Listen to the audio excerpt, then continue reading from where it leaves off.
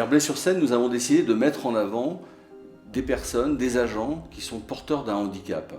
Ce handicap ne se voit pas et on a découvert donc le handicap quand nous les avons interviewés. Et merci à ces agents de s'être prêtés au jeu et la ville a tout fait pour les accompagner dans la réalisation de leurs tâches au quotidien avec ce handicap. Encore bravo à eux pour ces beaux témoignages. Bon film.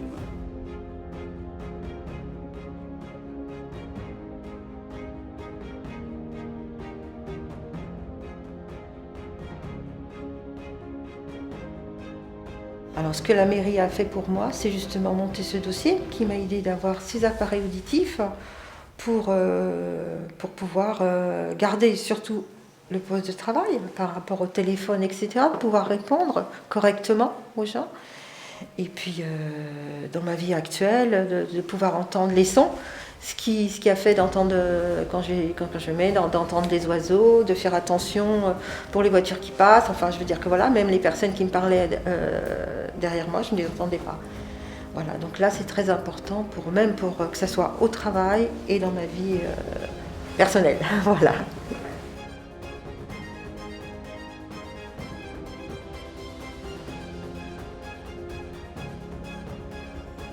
Pour toute personne porteuse de handicap comme moi, de mon handicap ou de n'importe quel autre handicap, le fait de faire cette démarche-là, ça apporte un petit plus et pas un petit plaisir, mais une façon simplifiée de travailler et un peu plus agréable.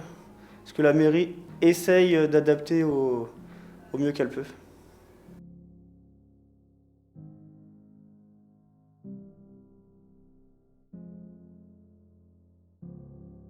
Alors la ville m'a accompagnée dès le départ, dès le début de ma pathologie.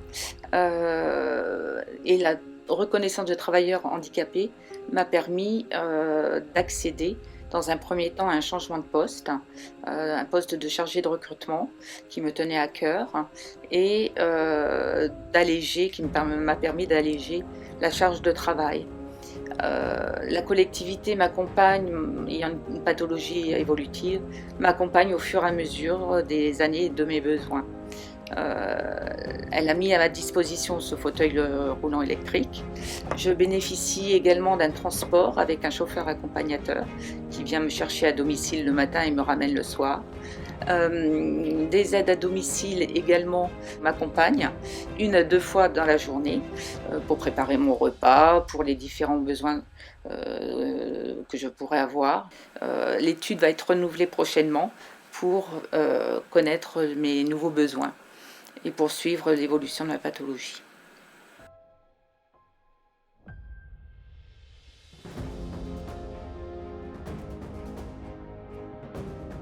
La mairie, après, quand j'ai repris le boulot, ils m'ont mis dans un poste, j'étais en informatique.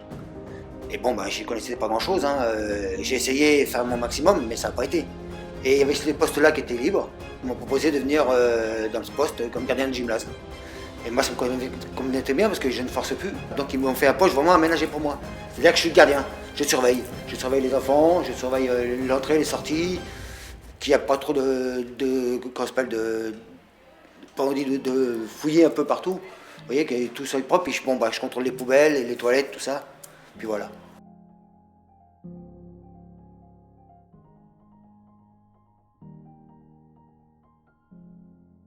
Il faut vraiment faire la reconnaissance travailleurs handicapés, c'est important pour être moins dans le déni et puis que la collectivité puisse les aider à adapter leur poste, parce qu'ils peuvent faire venir un ergothérapeute. Il y a toute une mise en place qui les aide et du coup on est plus confortable, et à partir du moment où on travaille sur un poste où on est confortable, on oublie après le handicap. Donc je pense que c'est très très important de le faire.